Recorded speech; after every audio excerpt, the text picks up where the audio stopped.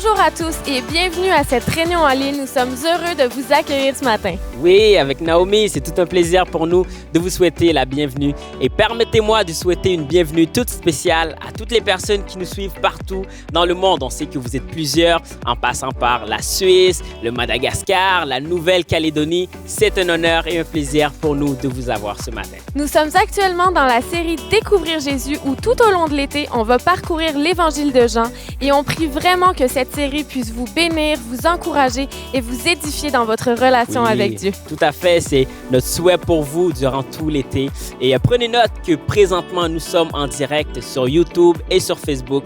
Alors n'hésitez pas à partager la réunion pour qu'un maximum de personnes puissent se joindre à nous. Et si jamais vous vous demandez qu'est-ce qui va arriver dans les prochaines minutes, nous allons avoir un temps de louange où est-ce qu'on veut juste élever nos voix vers Dieu et être reconnaissant pour tout ce qu'il fait dans nos vies. Par la suite, nous allons avoir un segment à Vie d'Église où est-ce qu'on va vous tenir au courant de tout ce qui prend place à l'Église Nouvelle Vie. Et ensuite, nous allons avoir le message de la journée sur notre thématique Découvrir Jésus. Et on se retrouve à la fin. On vous souhaite une excellente réunion. Bonne réunion à vous.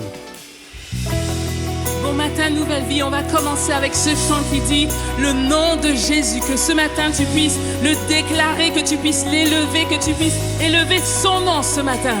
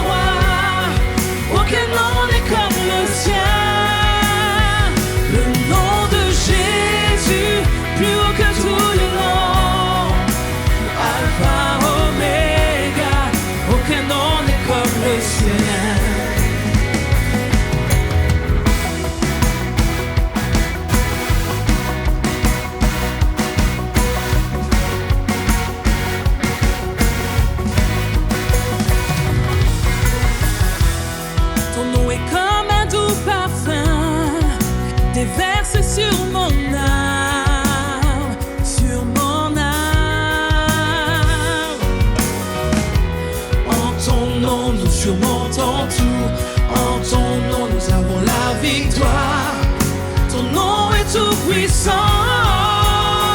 Le nom de Jésus, plus haut que tous les noms. Roi des rois,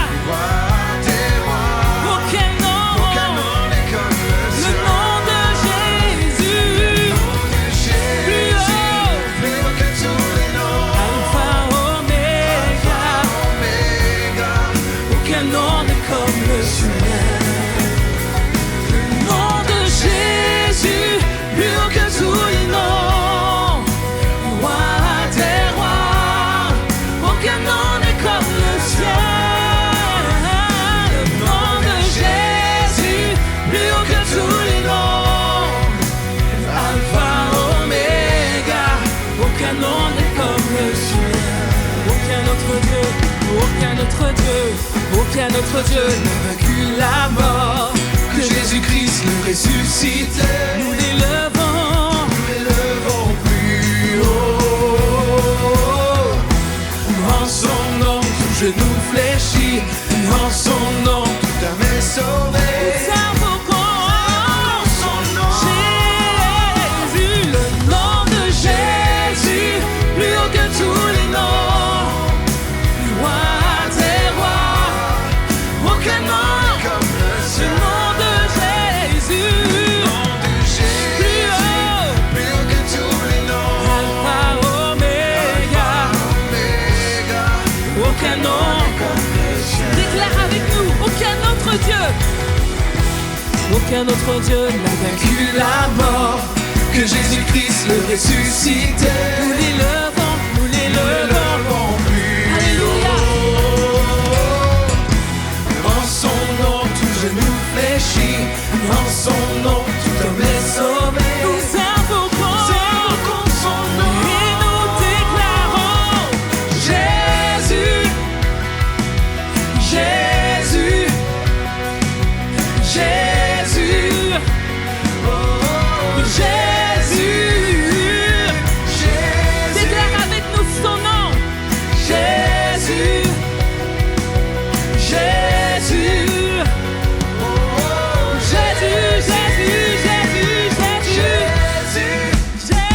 Jésus, Jésus, oui Jésus, nous t'élevons Seigneur, et nous t'adorons, nous t'acclamons, nous t'exaltons Seigneur. Jésus, mon défenseur, mon surabri, mon refuge, c'est toi que nous adorons. Le nom de Jésus, le nom de Jésus, plus haut que tous les noms. Roi des rois, aucun nom n'est comme le Seigneur. Le nom de Jésus, plus haut que tous les noms. Alpha, Oméga, aucun nom n'est comme le Seigneur.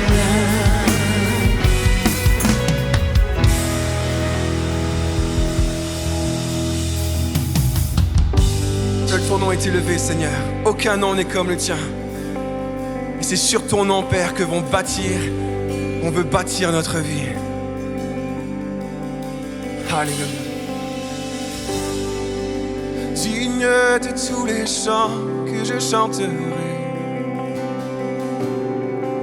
Digne de la louange que j'élèverai. Digne de chaque souffle que je te rendrai. Je vis pour toi. Oh, je vis pour toi. Jésus, le nom au-dessus de tous les noms. Jésus, tu es le seul m'offrant le pardon. Digne de chaque souffle que je te rendrai. Je vis pour toi. Oh, je vis pour toi. Très saint, qui est semblable à toi, qui est comparable. Ouvre mes yeux à ta beauté. Déverse ton cœur en moi, révèle ton amour et rends-moi passionné de ce que tu es. Oh. Déclare-le. Jésus, le nom au-dessus de tous les noms. Jésus, tu es le seul m'offrant le pardon. Digne de chaque souffle que je te rendrai, je vis pour toi. Oh, oui, je vis pour toi. Oh, oui, très saint, qui est semblable à toi, qui est comparable. Ouvre mes yeux à ta beauté, déverse ton cœur en moi, révèle ton amour et rends-moi passionné de ce que tu es. Rends-moi passionné de toi, rends-moi passionné. Oh, chante-le là où tu es. Je bâtirai ma vie en ton amour, fondement inébranlable, et j'ancrerai ma foi en ton nom seul. Non, je ne tremblerai pas, je bâtirai ma vie sur ton amour, fondement inébranlable. J'ancrerai ma foi en ton nom seul, dont je ne tremblerai pas. Très saint, qui est semblable à toi, qui est comparable. Ouvre mes yeux à ta déverse ton cœur en moi, révèle ton amour et rends-moi passionné. Comme un chant de foi, déclare-le tout de suite. Je bâtirai ma vie sur ton amour, fondement inébranlable, et j'ancrerai ma foi en ton nom seul, dont je ne tremble. Oui, je bâtirai ma vie sur ton amour. Chante-le de tout ton cœur, là tu es inébranlable, et j'ancrerai ma foi en ton nom seul, dont je ne tremblerai pas. Très saint, qui est semblable à toi, qui est comparable. Ouvre mes yeux à ta beauté, diverse ton cœur en moi, révèle ton amour et rends-moi passionné de ce que tu es. Oh,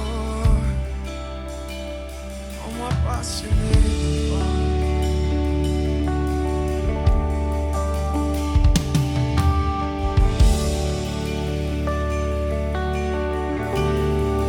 Tu es ma force,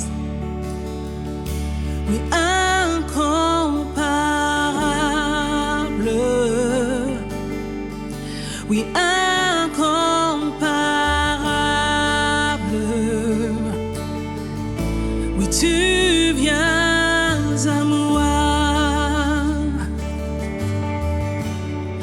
tu es l'espoir, oui, incomparable, oui, incomparable, oui, tu viens à moi.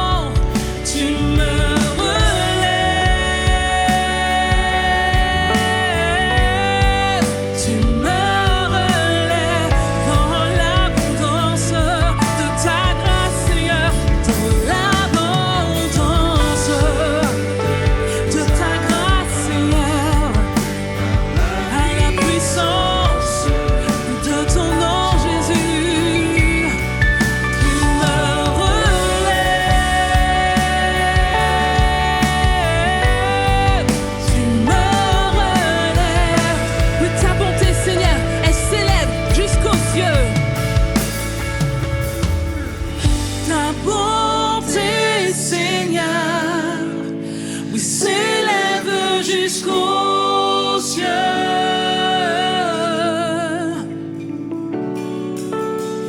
Et ta fidélité, oui, atteint les nuées. Ta bonté, Seigneur, ta bonté, Seigneur, nous s'élève jusqu'aux cieux. Ta fidélité, oui, atteint les nuées. Oui, ta fidélité, Seigneur, et ta bonté s'élève jusqu'aux cieux. Ta bonté, Seigneur, s'élève jusqu'aux cieux.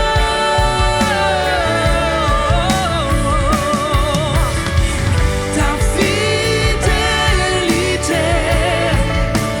atteint les nuées.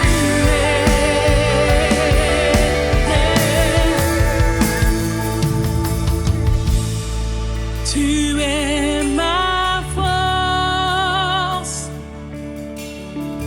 oui, incomparable,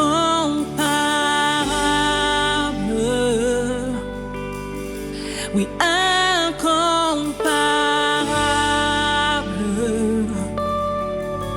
oui, tu viens à moi, tu es l'espoir, oui, incomparable,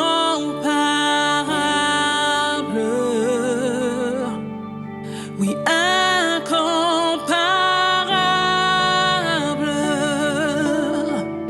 oui, tu viens à moi.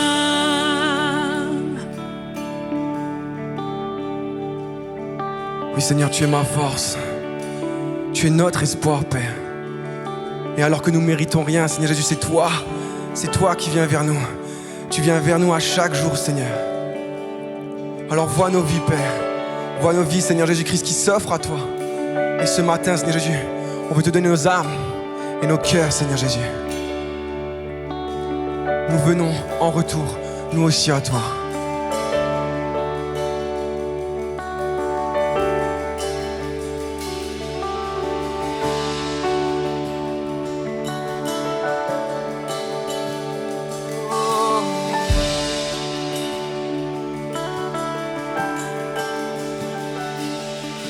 Je te donne mon cœur,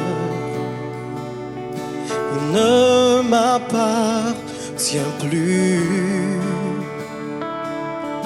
Ce que j'ai de meilleur, tout est pour toi, Jésus. Un parfum de valeur sur toi est répandu. C'est l'offrande de mon cœur. Je suis à toi, Jésus. Rends mon âme, rends mon cœur. Je te donne tout. Prends ma vie. Prends ma vie, me voici.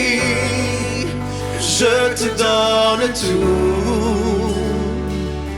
Nos cœurs, Seigneur. Mon cœur est à toi. Tout à toi.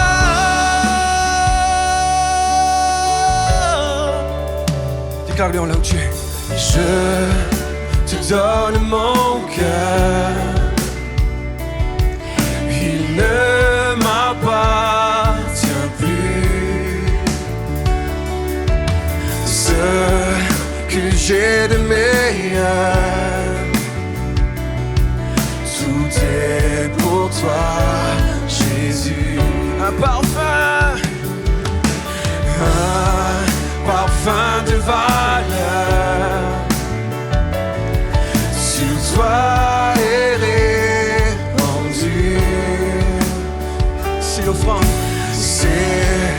l'offrande de mon cœur. On le croit. Je suis à toi, Jésus. Oh, prends mon âme, prends mon cœur.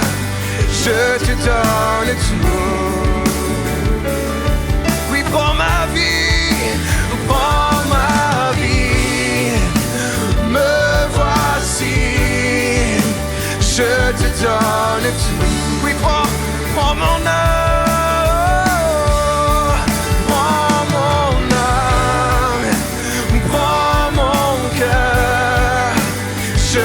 Donne tout. Nous consacrons à toi, Père. Oui, prends ma vie, prends ma vie. Me voici, je te donne tout. Oh, prends mon âme, prends mon cœur, je te donne tout. Ma vie, oui, prends ma vie, me voici, je te donne tout. Oh, mon cœur est à toi, tout à toi. Comme une prière, déclare-le de tout ton cœur, mon cœur est à toi, tout à toi. Prends cette décision, oui, mon cœur est à toi, tout à toi. Oh, et Seigneur, voici nos vies, Père. Voici nos cœurs, voici nos âmes, Jésus-Christ. Merci, Seigneur Jésus-Christ, parce que tu as tellement tout donné pour nous. Tu as fait tellement de grandes choses, Père. Nous sommes tellement reconnaissants de cet amour, Seigneur, unique. Cet amour, Seigneur Jésus-Christ, parfait, qui s'est déversé sur cette croix, Père. Et voici nos vies, Père. Voici nos cœurs. Nous répondons, Seigneur Jésus-Christ, à l'appel et nous nous donnons à toi, Père. Révèle-toi à nous encore, Seigneur Jésus. Merci pour tout, Père. Merci pour ta puissance, pour ta présence, Seigneur. Et à toi seul soit la gloire. Amen.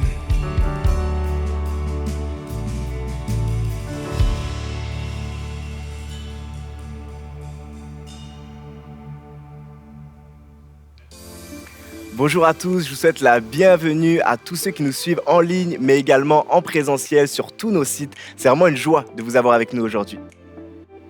Le département des ados invite tous les adolescents de tous les sites Nouvelle Vie à notre grand lancement qui aura lieu le vendredi 9 septembre à Longueuil, ici à 19h.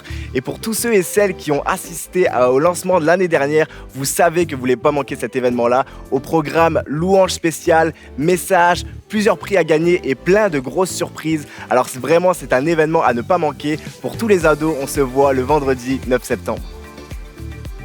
C'est une joie de vous annoncer que le vendredi 2 septembre à Longueuil aura lieu une soirée spéciale pour tous les jeunes adultes de tous les sites avec un moment de louange, un message spécialement adressé aux jeunes adultes et en plus avec un barbecue à la fin de la soirée. Donc si tu as entre 18 et 35 ans, cet événement est pour toi. Il faut absolument que tu réserves cette date à ton agenda.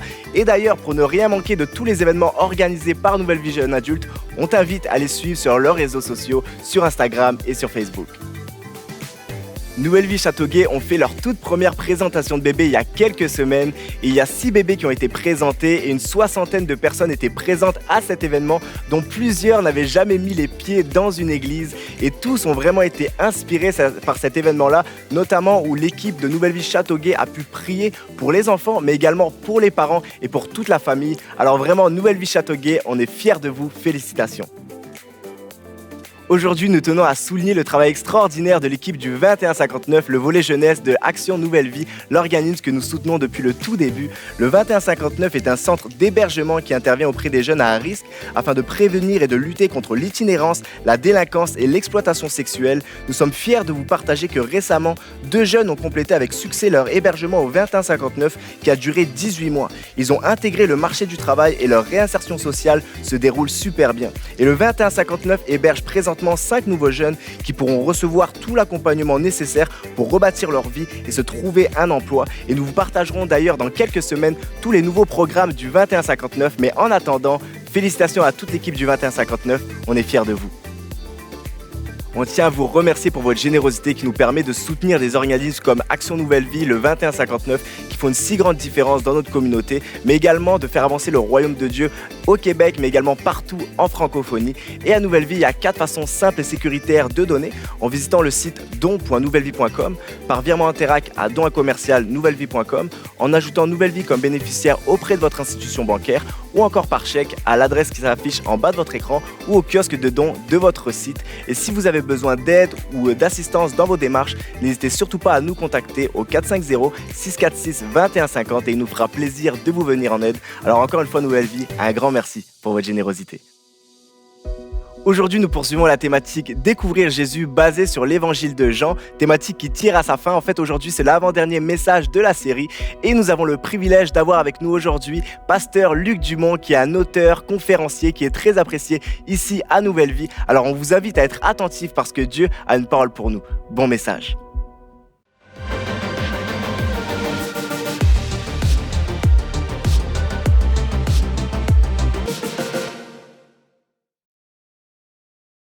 Bienvenue à la famille Nouvelle Vie. Je suis heureux de vous retrouver aujourd'hui. Nous sommes dans une série sur découvrir Jésus au travers l'évangile de Jean.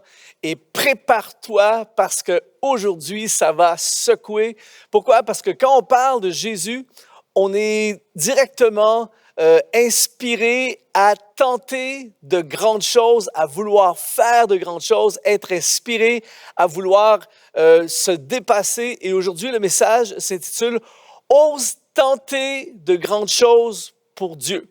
J'aime ce passage dans l'évangile de Jean, qui est notre livre de référence pour cette série. Jean chapitre 14, verset 12, Jésus a dit « En vérité, je vous le dis, celui qui croit en moi fera aussi les œuvres que je fais et il en fera de plus grandes parce que je m'en vais au Père. » C'est quand même impressionnant de savoir que Jésus, qui a fait des choses absolument phénoménales, nous incite, nous inspire, nous pousse à faire des choses encore plus grandes. Alors, le message aujourd'hui que j'ai pour toi, alors que tu regardes cette vidéo aujourd'hui, je veux t'encourager à oser tenter de grandes choses pour Dieu. J'étais, il y a quelques années de ça, j'ai prêché ici au groupe de jeunes et puis j'ai été invité dans les jours qui ont suivi à partager, à passer une soirée avec un groupe de prière de jeunes de l'Église, ici à l'Église Nouvelle Vie. Et ça fait au moins 7 ans de ça. Et j'ai reçu cette semaine un témoignage absolument extraordinaire, inspirant, que j'ai envie de te lire. En fait, ce soir-là, j'étais avec une vingtaine de jeunes, peut-être dans un appartement à Montréal. Et je prêchais aux jeunes sur « Faites l'appel de Dieu, répondez à l'appel de Dieu, allez au maximum de ce que Dieu a pour vous. » En d'autres mots, je leur disais « Osez tenter de grandes choses pour Dieu. » Et regardez bien le témoignage que j'ai reçu d'une jeune fille qui s'appelle Miyako. Écoutez bien ceci. « Bonjour, je m'appelle Miyako, je suis de Madagascar. J'ai 26 ans. On s'est rencontrés il y a 7 ans à Montréal lors d'une soirée de prière avec des jeunes. Je traversais à l'époque une période difficile où je ne savais pas si je devais répondre à l'appel de Dieu tout de suite et quitter le HEC. Dieu s'est servi de toi et ce soir-là, j'ai eu ma réponse quand tu as dit « Si Dieu t'appelle, ne dis pas que tu lui répondras à la fin de tes études. Si Dieu t'appelle maintenant, c'est maintenant qu'il faut aller. » J'ai décidé alors de dire oui au Seigneur. Jésus m'a permis que l'on démarre Madagascar Will Rise. C'est un mouvement qui agit sur toutes sortes de sphères de l'éducation, à l'environnement, les femmes, etc., avec les valeurs du royaume de Dieu. Jésus a permis qu'on influence toutes les classes sociales, à commencer par les plus pauvres, jusqu'au président de la République. Le président m'a demandé d'organiser un événement pour élever le nom de Jésus et nous avons littéralement rempli un stade. Le président m'a demandé de lever une armée de jeunes leaders pour influencer et diriger le pays. Le président m'a dit, Miyako, maintenant, je veux qu'on accomplisse le rêve de Dieu pour Madagascar. Oui, on est sur le chemin de la transformation de Madagascar. Merci d'avoir impacté ma vie, Luc. Wow! Là où tu es chez toi, ou peu importe où tu regardes ce message, j'entends presque ton Amen, tellement c'est glorieux. En fait, juste un groupe de jeunes, un soir, dans un petit appartement à Montréal, mais avec cette pensée, ose tenter de grandes choses pour Dieu. Jésus nous incite, il t'incite là où tu es, peu importe l'état de ta vie, peu importe l'état d'esprit dans lequel tu es aujourd'hui, tu peux tenter de grandes choses pour le Seigneur. J'aime ce passage de Isaïe 54 au verset 2. Il dit, « Élargis l'espace de ta tente, qu'on déploie les couvertures de ta demeure. Ne retiens pas, allonge tes cordages et affermis tes pieux. » Quand il dit « élargi » ici dans l'hébreu, c'est le mot « rakab » qui veut dire « fais de l'espace, agrandi, plus grand ». En fait, je veux te défier aujourd'hui. Je veux te défier dans la présence de Dieu, dans la grâce de Dieu. Je veux te défier à viser plus, à élargir, à attaquer quelque chose de nouveau dans ta vie. Élargis, fais de l'espace dans ta vie, agrandis ta sphère d'influence, fais un plus grand impact. Ose tenter des grandes choses pour Dieu. Et il dit, et là voici un des points très importants, c'est que pour que ça puisse arriver, il dit « affermis tes pieux ». Le mot « affermir » dans l'hébreu, c'est « shazak » qui veut dire « fortifier » ou « réparer ». Il est très important, si aujourd'hui tu veux tenter de grandes choses pour Dieu, c'est très important tes fondements. Beaucoup de gens veulent faire des grandes choses, mais écoute bien ceci, tes fondements vont déterminer la hauteur de ce que tu vas bâtir. Par exemple, on voit ça dans l'univers de l'immobilier. Par exemple, le gratte-ciel, l'Empire State Building à New York, mesure 443 mètres de hauteur et ses fondations sont de 16,7 mètres. Si vous allez à Dubaï, le Burj Khalifa, la tour, cette immense tour, elle fait 828 mètres. Eh bien, la fondation est de 50 mètres. Plus on veut bâtir quelque chose de grand, plus on veut faire des grandes choses, plus on doit travailler sur nos fondements. Le psaume chapitre 11, verset 3 dit « Quand les fondements sont renversés, le juste, que ferait-il? » Et pourquoi je te partage ceci? Parce que lorsqu'on étudie l'évangile de Jean, Jésus parle beaucoup de disciples, d'être un disciple, de devenir un disciple comme Christ. Et ce qui est important de réaliser, c'est que si tu veux tenter et réaliser des grandes choses pour Dieu, eh bien, tu dois marcher comme un disciple. Tu dois travailler tes fondements et tes fondations. Tu ne peux pas, en regardant une vidéo par semaine ou en allant à l'église une fois ou deux par mois, c'est pas comme ça que tu vas pouvoir bâtir des fondements solides. Aujourd'hui, je vais appeler des gens qui vont prendre la décision, à partir d'aujourd'hui, je vais consacrer ma vie totale à devenir un disciple de Jésus-Christ, à vivre pour Dieu et je vais oser tenter des grandes choses pour Dieu. Je lisais récemment la biographie de William Carey, qui a été un grand missionnaire à une autre époque aux Indes, et il a dit ceci. Il a dit, « Attendez-vous à de grandes choses de la part de Dieu, tentez de grandes choses pour Dieu. » Il a vécu dans les années 1700, et il voulait tellement impacter, il voulait tellement influencer qu'il s'est dépassé, et il a appris l'hébreu, l'italien, le français et le néerlandais. Et un jour, il s'est retrouvé dans une réunion de pasteurs. Vous savez, parfois, malheureusement, les réunions de pasteurs, c'est pas toujours l'endroit où il y a le plus de foi. Malheureusement, ça ne devrait pas être comme ça, mais parfois ça arrive. Et il s'est mis à dire à tout le monde, notre rôle, notre mission, c'est d'évangéliser le monde. Et il y a un pasteur qui s'est levé, il a dit, « Jeune homme, asseyez-vous, s'il plaît à Dieu de convertir les païens, il n'a pas besoin de vous. » Et William Carey a été comme foudroyé, il s'est levé, et c'est là qu'il a dit, « Tentez de grandes choses pour Dieu. » Il est parti pour l'Inde, et il a été un instrument de Dieu pour révolutionner l'Évangile là-bas dans ce pays. Et il a permis la traduction de la Bible dans 42 langages, dialectes différents. Il a marqué l'histoire, il a fait un impact absolument exceptionnel. Il a osé tenter de grandes choses pour Dieu, alors que plein de gens autour de lui n'étaient pas dans cet état d'esprit. Mais aujourd'hui, toi et moi, on va se connecter au Dieu de l'univers. on va devenir des disciples de Jésus-Christ et on va dire, on va tenter des grandes choses pour Dieu. On va révolutionner notre entourage. Jean chapitre 14, verset 11, « Osez tenter de grandes choses pour Dieu. » Il dit, « Croyez en moi, c'est Jésus qui parle, croyez en moi, je suis dans le Père et le Père est en moi. Croyez du moins à cause de ses œuvres. » En fait, les œuvres que nous faisons donnent de la crédibilité à ce que nous faisons. Il continue dans Jean chapitre 10, au verset 37, « Si je ne fais pas les œuvres de mon Père, ne me croyez pas. Mais si je les fais, quand même vous ne me croyez point, croyez à ses œuvres, afin que vous sachiez et reconnaissiez que le Père est en moi et que je suis dans le Père. » Le mot « œuvre » ici dans le grec, c'est le mot « ergon » qui veut dire accomplissement, travail accompli ou ce qui a été fait. En d'autres mots, ce que Jésus est en train de dire ici, c'est que mes œuvres parlent pour moi. Mes accomplissements parlent pour moi. Tu as certainement remarqué, quelqu'un qui accomplit des grandes choses avec sa vie n'a pas besoin de parler beaucoup. Ses accomplissements parlent pour lui. Et Jésus a eu que 3 ans à exercer son ministère et c'était constamment des exploits, constamment des œuvres, constamment du surnaturel, constamment des miracles, constamment des choses incroyables. Les gens étaient époustouflés, les gens étaient émerveillés, les gens étaient impactés. Il a fait des grandes choses en seulement 3 ans sans aucune technologie moderne. Pourquoi? Parce qu'il était concentré à faire des grandes choses pour Dieu. Et c'est la même chose pour toi et moi. Aujourd'hui, je veux appeler l'Église. Je veux appeler l'Église Nouvelle Vie. Je veux appeler toi et moi, chacun d'entre nous, à nous lever comme jamais en cette année et dire, je vais tenter des grandes choses pour Dieu. Il dit dans Deutéronome, chapitre 28, verset 13, attention, c'est un verset extrêmement puissant.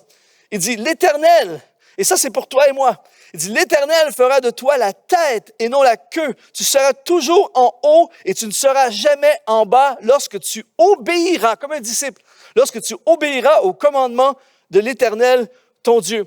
T'es pas appelé, je ne suis pas appelé à être en bas. L'Église est appelée à briller comme un phare. L'Église est appelée à impacter, à voir loin, à faire des grandes choses, à changer et influencer notre univers, le monde dans lequel nous sommes, chacun dans une sphère différente, mais Dieu appelle des hommes et des femmes dans cette génération à tenter des grandes choses pour Dieu.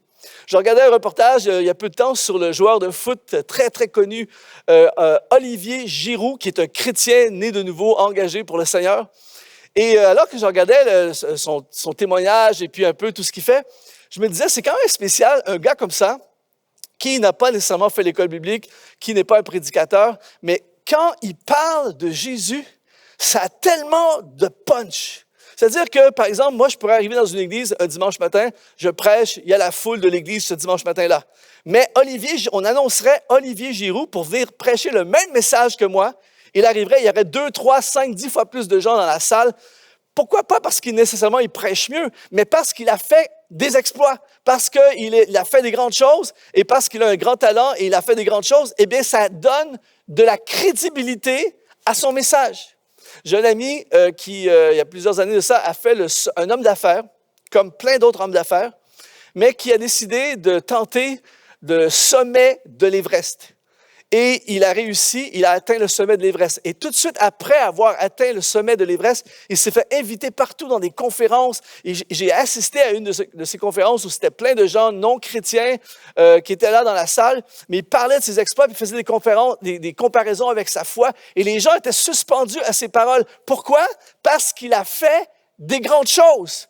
Et les grandes choses, ses exploits, ses grandes œuvres, ont donné de la puissance à son message. Bon, nous ne serons pas tous des joueurs de foot professionnels, on ne sera pas tous des gens qui vont aller au sommet de l'Everest, mais nous pouvons tous être au top dans notre domaine d'activité. Peu importe dans quel domaine tu es, tente des grandes choses pour Dieu. Et plus tu vas tenter des grandes choses, et plus tu vas réussir des grandes choses, plus tu vas être une lumière et tu vas impacter et influencer ce monde. Dieu appelle des hommes et des femmes à faire des grandes choses pour le Seigneur. Deuxièmement, tentez des grandes choses pour Dieu, mais pas pour vous-même. Et là, c'est très important qu'on puisse vraiment porter attention sur ce deuxième point. Dans Jean chapitre 6, au verset 27, il dit « Travaillez, non pour la nourriture qui périt, mais pour celle qui subsiste pour la vie éternelle. Le mot travailler ici dans le grec, c'est le mot ergazomai, qui veut dire labourer et travailler de façon engagée. Donc, il dit travailler, labourer, soyez engagés, mais non pour la nourriture qui périt. Le mot périr ici dans le grec, c'est apolumie, qui veut dire qui se détruit, qui se perd. En d'autres mots, qui n'a pas de futur.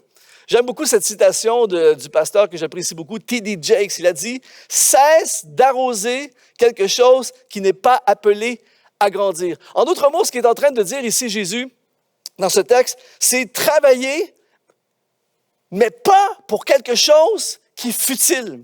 Et un des beaux exemples, un des meilleurs exemples qu'on peut avoir d'un grand message de quelqu'un qui est crédible à ce niveau, c'est Salomon. Il dit dans le livre l'Ecclésiaste, chapitre 2, verset 4, il raconte un peu son témoignage.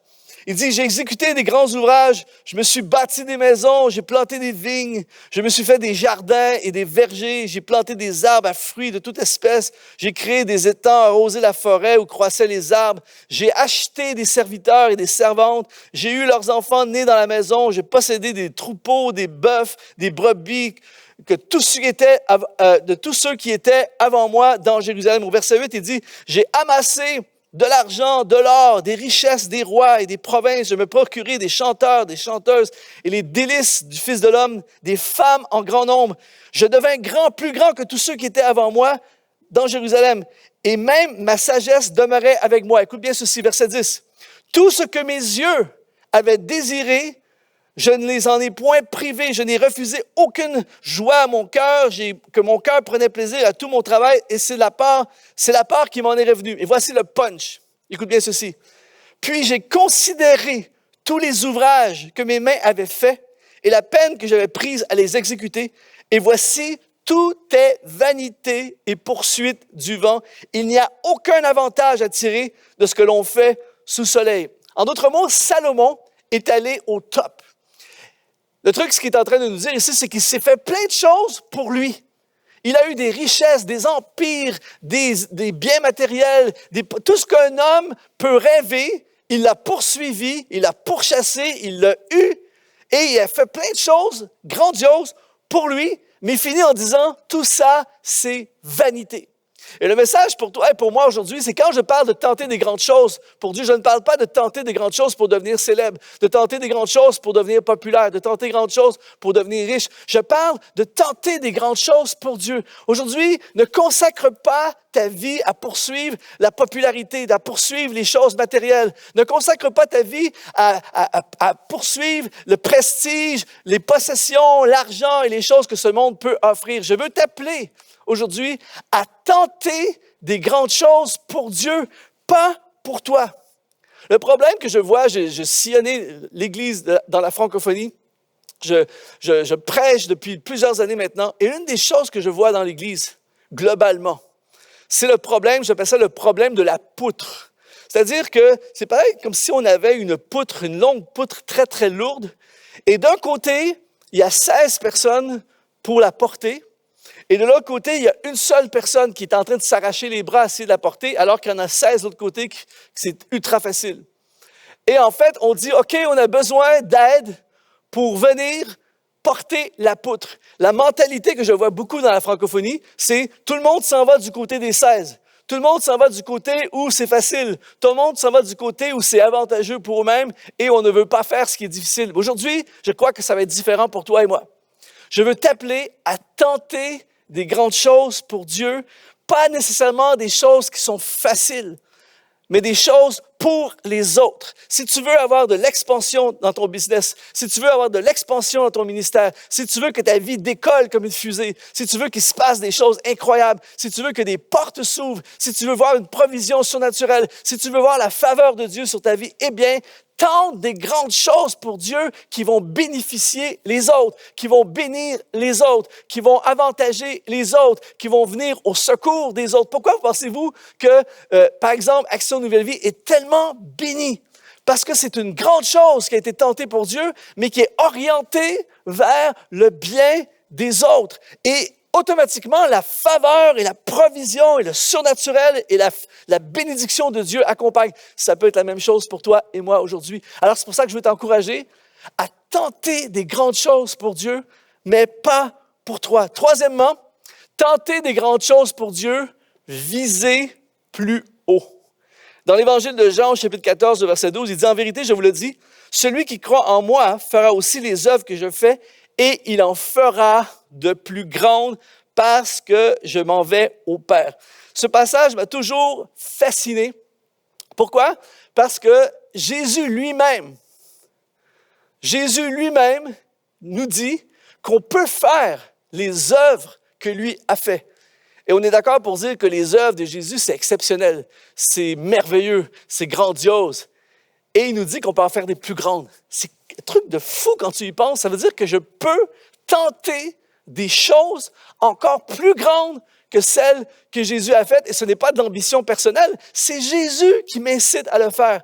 Et ici, quand il dit il en fera des plus grandes, le mot grand, dans le grec, c'est le mot méga, qui veut dire large, abondant, plus, fort. Et je veux parler à quelqu'un aujourd'hui et dire, le temps est venu pour toi de tenter des grandes choses. Vise plus haut dans ton ministère. Vise plus haut dans tes études. Vise plus haut dans ta carrière. Vise plus haut dans ton impact. Vise plus haut dans ce que tu fais en ce moment. Prie pour les malades. Prêche l'Évangile. Fais quelque chose que tu n'as jamais fait avant. Fais quelque chose qui te tire vers le haut. Fais quelque chose qui va impacter les gens. Fais quelque chose qui t'étire, qui te demande un effort, qui va t'amener encore plus haut. Vise plus haut. En fait, un des problèmes que je déplore tellement au sein de l'Église francophone, et encore une fois, j'y suis engagé depuis des années, j'aime passionnément l'Église, j'ai donné ma vie pour servir l'épouse de Jésus-Christ. Mais si j'avais une chose à dire à l'Église en francophonie et ici au Québec, aux chrétiens dans les églises au Québec, et même à certaines personnes à Nouvelle Vie, si j'avais quelque chose à dire, c'est il est temps de commencer à viser plus haut. Nos œuvres et ce que nous visons sont directement proportionnels au Dieu que nous croyons. Et très souvent, nos œuvres et ce que nous faisons et ce que nous déclarons et ce que nous disons dépeignent un Dieu qui ne peut pas faire de grandes choses. Jésus lui-même m'appelle à faire ses œuvres. Déjà, faire ses œuvres, c'est puissant, c'est impactant et c'est glorieux. Et à tenter de même en faire des plus grandes. Je peux te garantir ceci. Si, par exemple, ici au Québec, la belle province que j'aime tellement, si au Québec, on tentait de viser plus haut au niveau de l'œuvre de Dieu, juste un peu plus haut, je suis certain qu'il y aurait tellement plus d'implantation d'église, plus d'âmes sauvées, plus d'influence chrétienne. Même chose dans l'Église francophone. Maintenant, on ne peut pas régler le problème global, on peut juste régler le problème que nous, on est capable de régler. Et je veux te défier, toi aussi, alors que tu regardes ce message aujourd'hui. Je ne sais pas dans quel état d'esprit tu es, je ne sais pas où tu es géographiquement, je ne sais pas ce que tu vis, je ne sais pas ton passé, je ne sais pas tes capacités. Mais une chose que je sais, c'est que Dieu est capable. Dieu peut, Dieu veut et Dieu va le faire. Il cherche simplement des hommes, des femmes qui disent « Je vais me lever et je vais tenter des grandes choses pour Dieu. » Savez-vous, une des choses qui fait en sorte que les gens ne tentent pas de plus grandes choses, c'est la peur d'être critiqué. Souvent, on ne veut pas aller plus haut parce qu'une des choses qui est certaine, c'est que dans n'importe quel domaine de la société, quand tu vises plus haut, tu deviens une cible, tu deviens remarqué. Par exemple, si tout le monde est médiocre à ton travail et toi, tu commences à viser plus haut, tout le monde va commencer à te regarder et certains vont même te critiquer et te juger. Quand dans le ministère, quand tu commences à viser plus haut, il y a des gens qui vont commencer à penser que tu te prends la tête, que tu es orgueilleux. Dans n'importe quelle sphère, tu vises plus haut pour ta famille, pour tes finances, peu importe les gens, certaines personnes du moins vont te juger. Même certaines personnes qui décident de vivre plus haut spirituellement. Je veux aller à la prière, je veux commencer à jeûner, je veux commencer à lire la parole de Dieu, je veux prendre de l'altitude. Il y a des gens qui vont même te penser que tu te prends pour un spirituel. J'ai vu ça tellement souvent. Mais j'aime beaucoup cette phrase, écoute bien ceci, encore une fois, du pasteur T.D. Jakes. Et je donne cette parole à quelqu'un aujourd'hui. Il a dit, quand tu es une girafe et que tu reçois une critique venant d'une tortue, rappelle-toi qu'elle parle à partir du niveau où elle est. C'est fort. Une tortue, la mentalité tortue, ne peut pas comprendre ce que voit la girafe. Et la girafe ne peut pas comprendre ce que quelqu'un ou l'aigle voit. Alors aujourd'hui, ne laisse pas la peur de la critique, ne laisse pas ce que les gens autour de toi peuvent penser t'empêcher de viser plus haut. À partir d'aujourd'hui, je vais vivre une vie spirituelle à un niveau supérieur. Je ne vais pas me contenter de la moyenne, je ne vais pas me contenter de la médiocrité. Je veux tenter des grandes choses pour Dieu et je vise plus haut. Il dit dans Jean chapitre 15 au verset 5, « Je suis le cep, vous êtes les sarments. Celui qui demeure en moi et en qui je demeure porte beaucoup de fruits. » Si Jésus demeure en toi et tu demeures en lui, inévitablement, tu vas porter beaucoup de fruits. Il dit au chapitre 15, verset 8, « Si vous portez beaucoup de fruits, c'est ainsi que mon Père sera glorifié et que vous serez mes disciples. » On peut pas, en fait, ce verset résume le message au complet. C'est-à-dire que si je porte beaucoup de fruits, je vais porter beaucoup de fruits en tentant des grandes choses. Et si je porte beaucoup de fruits, ça veut dire que je suis un disciple et le Père est glorifié. C'est pas pour moi. C'est pas parce qu'on va être la plus grande église, pas parce qu'on va être le plus grand ministère, pas parce que je vais avoir les plus grands diplômes, pas parce que je vais être célèbre. Je veux rendre Dieu célèbre. Et quand les enfants de Dieu font des grandes choses pour Dieu, eh bien, ça tourne la gloire vers Dieu et ça fait réaliser à ce monde que Dieu est grand. Alors, mon ami, là où tu es, tente des grandes choses pour Dieu. Quatrièmement, tenter des grandes choses pour Dieu, tenter de combattre pour Dieu.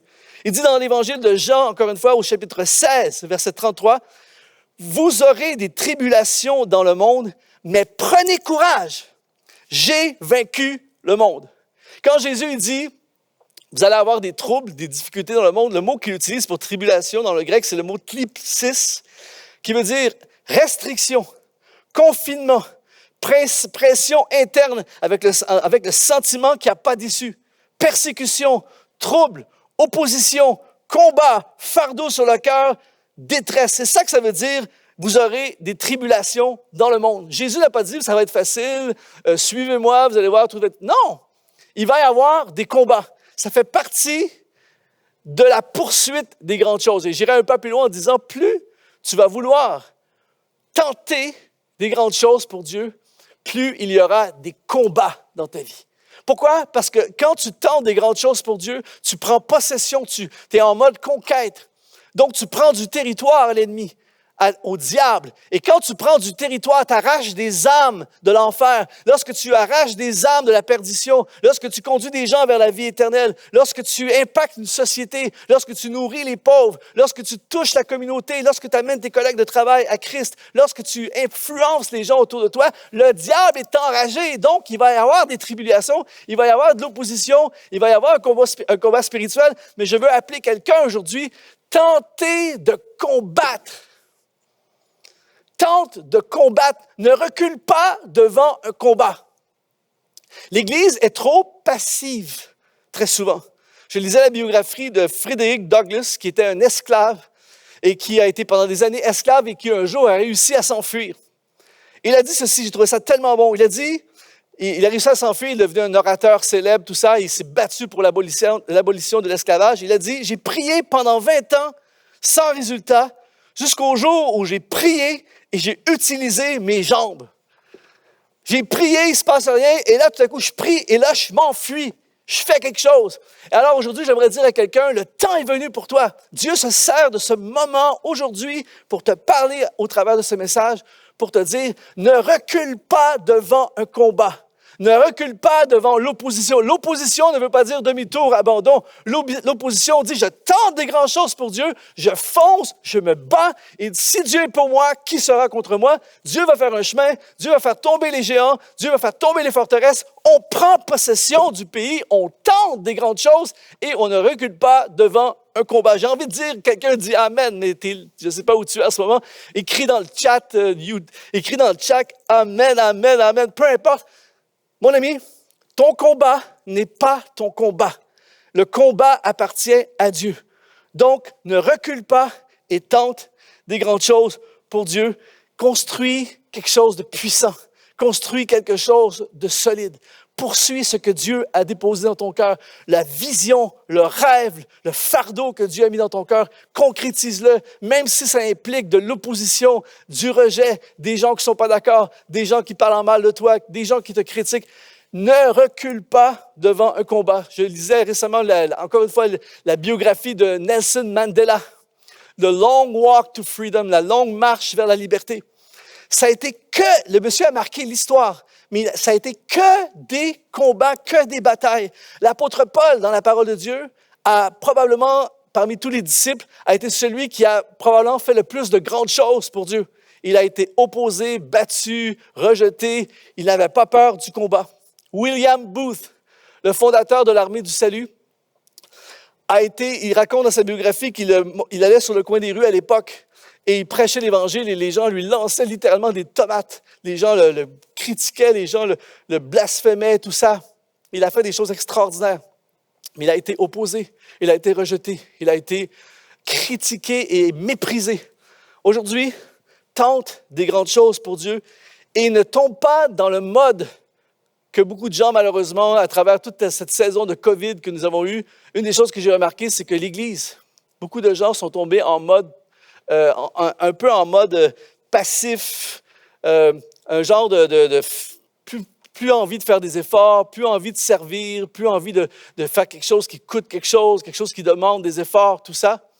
Eh bien, j'appelle quelqu'un aujourd'hui à sortir de la léthargie spirituelle, reviens sur le ring spirituel, recommence à te battre, reprends les gants, remonte devant l'adversaire, ne reste pas dans les gradins, ne reste pas dans la passivité, l'oisivité. Le temps est venu de se lever. C'est un temps comme jamais, un temps pour faire des grandes choses pour Dieu et combattre pour Dieu. Vous aurez des tribulations dans le monde, mais prenez courage, j'ai vaincu le monde.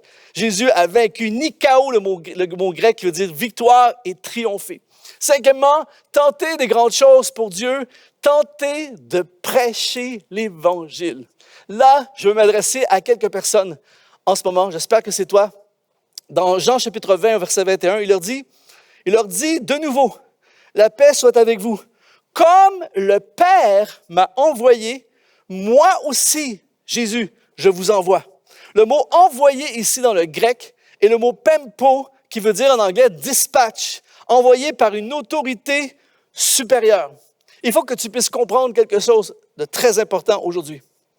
Chaque enfant de Dieu est appelé à prêcher l'Évangile.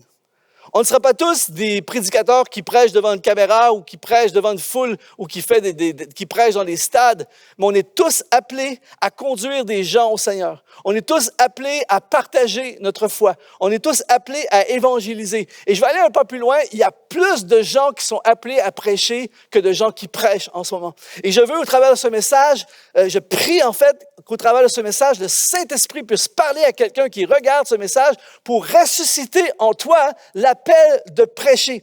Tu es appelé à prêcher. Il y a plein de gens qui ont choisi une vie facile, qui ont choisi de faire de l'argent, qui ont choisi de fuir l'appel de Dieu, qui ont choisi de laisser la léthargie spirituelle prendre contrôle et qui se sont éloignés de leur appel à prêcher. Mais le Saint-Esprit m'envoie ici aujourd'hui pour te dire que le temps est venu pour toi, il n'est pas trop tard pour ressusciter en toi cet appel de prédicateur. Le temps est venu de prêcher l'Évangile. Et j'aimerais dire à quelqu'un que oser prêcher l'Évangile, c'est tenter quelque chose de grand pour Dieu. C'est plus difficile que jamais de prêcher l'Évangile, mais en même temps, ça n'a jamais été aussi facile de prêcher l'Évangile. Écoute bien ceci, Marc chapitre 1, verset 38, il répondit, « Allons ailleurs, dans les bourgades voisines, afin que j'y prêche aussi, car c'est pour cela que je suis sorti. » Tentez de prêcher l'Évangile. Jésus, à tous les jours, il prêchait l'Évangile. Et en fait, c'est quelque chose qui m'a parlé et j'ai décidé il y a plusieurs années de faire exactement la même chose. À tous les jours de ma vie, je tente de prêcher l'Évangile. C'était compliqué en 1833, mais aujourd'hui, c'est facile. On a l'Internet, on a les réseaux sociaux et 7 jours sur 7, je fais des posts. Vous allez aller voir sur mon Instagram, par exemple, Luc Dumont officiel, sur tous les réseaux sociaux, sur presque toutes les plateformes. Je me lève le matin et je trouve ça hallucinant. Parce que le matin, je me lève Et là, tout à coup, j'ai fait un post et ça part et des milliers et des milliers et des milliers de personnes entendent un message. Je suis chez moi avec ma tasse de café, les cheveux dans les airs, encore en pyjama, et je prêche l'Évangile à l'humanité. La bonne nouvelle, c'est qu'on peut tous le faire. On peut tous le faire. Imagine, à partir d'aujourd'hui, si chaque personne à l'Église Nouvelle Vie ouvrait un compte Facebook, un compte Instagram, ou peu importe la plateforme, et à chaque jour, tu envoies un verset, tu envoies une parole d'encouragement. Tu dis, aujourd'hui, je lisais Jean 3,16, car Dieu a tant aimé le monde qu'il a donné son Fils unique. Je veux juste te dire que Dieu t'aime. Imagine si on bombarde, on tente de grandes choses. Je peux t'assurer qu'il se passerait quelque chose. Tente de grandes choses pour Dieu. Je vais aller un peu plus loin. Alors que tu regardes ce message, il y a une super formation à l'ITF donnée par Pasteur Claude Hood, sur la communication, comment prêcher l'Évangile. Je veux encourager des dizaines et des dizaines de personnes à s'inscrire. Je ne sais pas, c'est quand vous allez sur le site de l'ITF, vous vous inscrivez et vous apprenez à prêcher l'Évangile. Que Dieu suscite à l'Église Nouvelle Vie une pépinière de prédicateurs et de prédicatrices de l'Évangile, des gens qui vont bouleverser le monde en prêchant la parole de Dieu. C'est possible, c'est une puissance absolument phénoménale, mais il faut que quelqu'un se lève et ose tenter de grandes choses. Même chose pour les musiciens, on a des musiciens extraordinaires. Vous savez, un des meilleurs moyens de prêcher, c'est la musique. Je lisais récemment Kirk Franklin, qui est un grand musicien chrétien, il a dit ceci. Il dit, la musique gospel n'est pas un style de musique, c'est de la musique avec un message. Il dit, la musique, pour moi, est une mission. Et il dit, quiconque a un micro sera tenté de rendre sa propre voix plus forte que le message qu'elle porte. Et il dit ceci, utilisez votre micro pour prêcher l'Évangile. Amen. Marc chapitre 14, verset 49, Jésus dit, j'étais à tous les jours parmi vous, enseignant dans le temple. Je veux appeler des hommes, je veux appeler des femmes, je veux t'appeler, mon ami, à commencer à prêcher l'Évangile. Tente des grandes choses pour Dieu, prêche l'Évangile. Jean chapitre 9, verset 4, et c'est important qu'on capte ceci. Il dit, il faut que je fasse, Jésus qui parle, il faut que je fasse, tandis qu'il est jour, les œuvres de celui qui m'a envoyé. La nuit vient où personne ne peut travailler. Je ne sais pas si tu as déjà pensé à ceci, je ne sais pas l'âge moyen des personnes qui nous regardent en ce moment, mais la vérité, c'est qu'une grande majorité d'entre nous, dans 50 à 60 ans, on ne sera plus ici sur la terre. Alors que tu regardes cette vidéo, je ne sais pas quel âge tu as, mais ajoute 50 à 60 ans à tes années sur cette terre, et je peux t'assurer qu'il y en a plusieurs d'entre nous qui ne seront plus là. Le temps que nous avons pour travailler, pour tenter des grandes choses et prêcher l'Évangile, c'est maintenant. Travaillons pendant que c'est le temps. Prêchons pendant que c'est le temps. Disons-leur l'amour de Dieu, proclamons la vérité de Dieu, disons les choses de Dieu pendant que c'est le temps, pendant qu'il fait jour. La nuit vient alors que personne ne pourra travailler. Le temps est venu de tenter des grandes choses pour Dieu et prêcher l'Évangile. Et dernièrement, sixièmement, tente de grandes choses pour Dieu, tente de planter un arbre. Écoute bien ceci, Jean chapitre 4, verset 36, il dit, « Celui qui moissonne reçoit un salaire et amasse des fruits pour la vie éternelle, afin que celui qui sème et celui qui moissonne se réjouissent ensemble. » Verset 38, « Je vous ai envoyé moissonner ce que vous n'avez pas travaillé, d'autres ont travaillé et vous êtes entrés dans leur travail. » En d'autres mots, ce qu'il dit ici, c'est qu'il y a le principe de la semence est un principe fondamental dans le royaume de Dieu. Et ça, ici, il dit qu'il y a une moisson. Et il y a des gens qui sont arrivés plus tard, il y a des gens qui ont commencé, il y a des gens qui sont arrivés après, tout ça. Mais ce qu'il est en train de nous dire, c'est qu'on travaille tous, d'une façon ou d'une autre, à la croissance. C'est-à-dire que certaines personnes vont planter un arbre et d'autres personnes vont intervenir pour le faire grandir, cet arbre. Et c'est pour ça que Luc dit dans le chapitre 13, au verset 18 et 19, il dit encore, le royaume des cieux, à quoi le royaume de Dieu ressemble-t-il? Est-il semblable? Et à quoi le comparerai-je? Il est semblable à un grain de sénévé qu'un homme a pris et jeté dans son jardin. Il pousse et devient un arbre et les oiseaux du ciel habitent dans ses branches. En fait, ce qu'il faut comprendre aujourd'hui, c'est qu'un arbre prend beaucoup de temps à pousser. Et c'est pour ça aujourd'hui que je veux te lancer un défi. ose tenter de grandes choses et planter un arbre. Par exemple, si vous prenez le séquoia, qui est probablement le plus grand arbre au monde, un séquoia peut atteindre jusqu'à 100 mètres de hauteur. C'est quand même incroyable, 100 mètres. Écoute bien ceci, c'est là le punch. Dans ses meilleures années de croissance, le séquoia, il va prendre environ 1 mètre. Au début, il prend 50 cm par an, mais dans ses meilleures années de croissance, il va prendre 1 mètre par année. Donc, si tu plantes un séquoia aujourd'hui, avant qu'il atteigne 100 mètres, ça va être long. Et voilà une clé, mon ami, pour faire des grandes choses pour Dieu. Il dit dans Proverbe 27, 18, « Celui qui soigne un figuier en mangera le fruit. » Je veux encourager quelqu'un aujourd'hui à planter un arbre.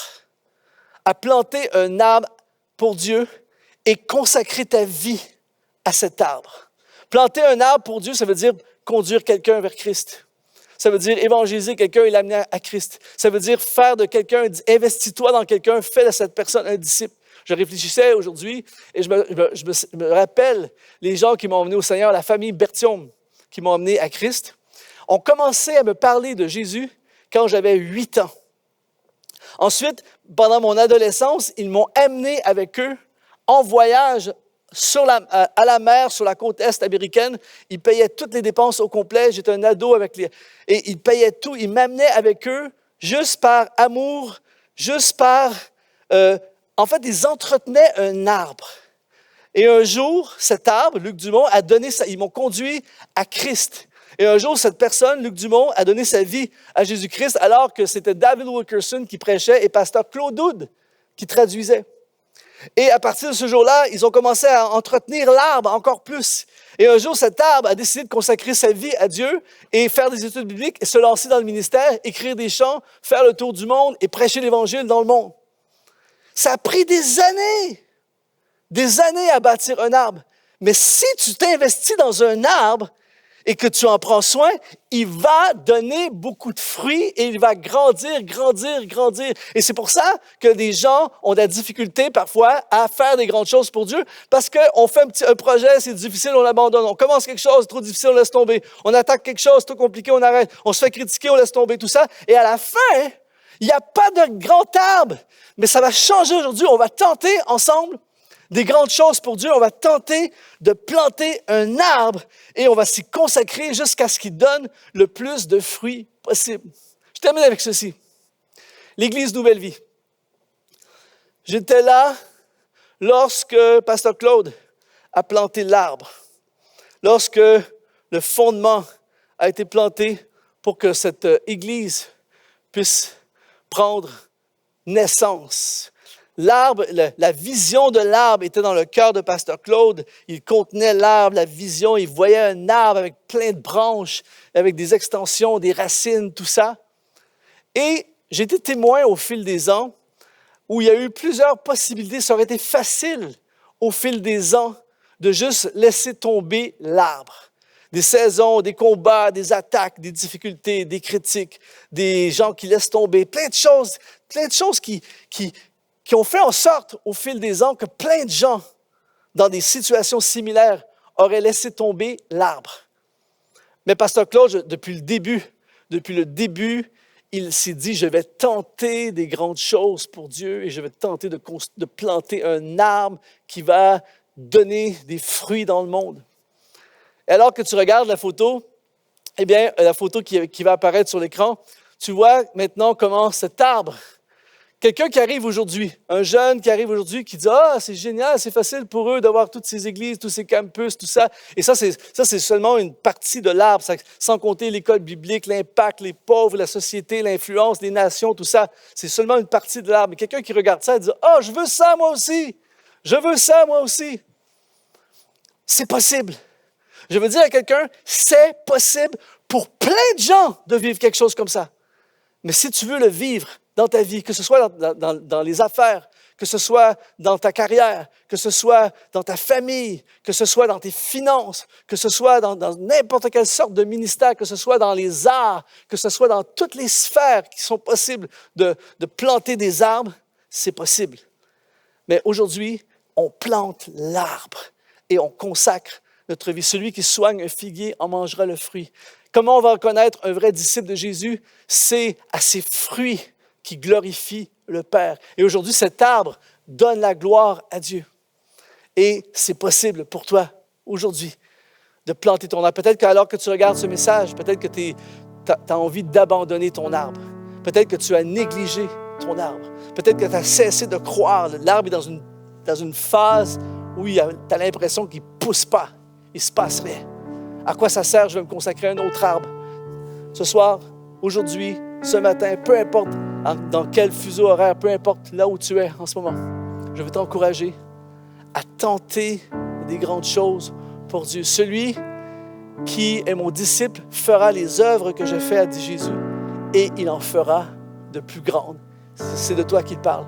Alors j'aimerais t'inviter là où tu es. En ce moment, j'aimerais t'inviter à prier maintenant en disant, Seigneur Jésus, aujourd'hui, je te consacre ma vie. Je me consacre à toi. Je reviens à toi.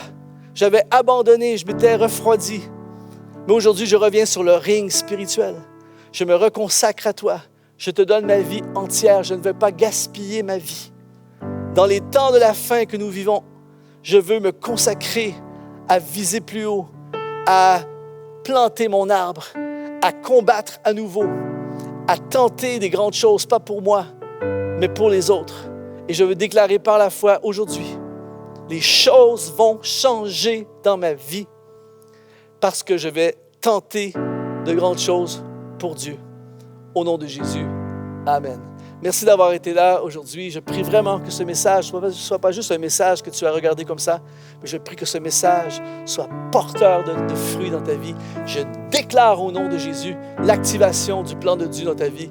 Sois béni, sois ultra béni et à la prochaine. Merci beaucoup. Prends mon âme, prends mon cœur, je te donne tout. Oui, prends ma vie, me voici, je te donne tout. Oui, prends mon âme, prends mon cœur, je te donne tout. Prends ma vie, Seigneur, prends ma vie, me voici, je te donne tout.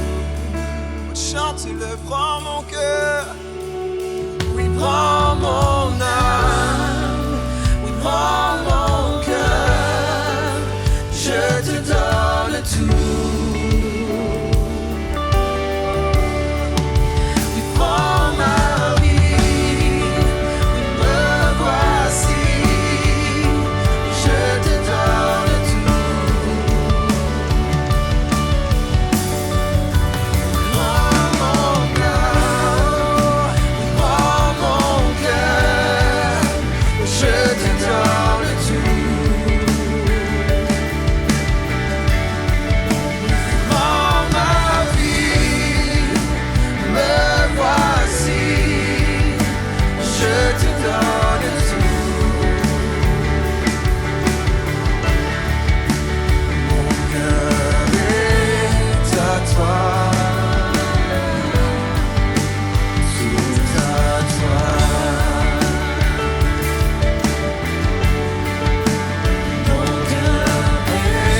à toi.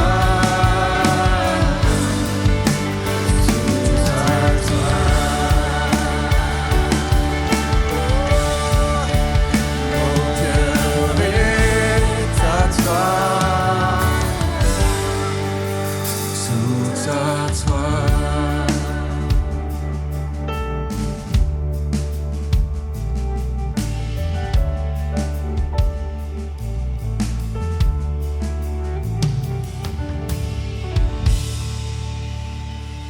Merci à toute l'équipe et merci à vous d'avoir été avec nous ce matin.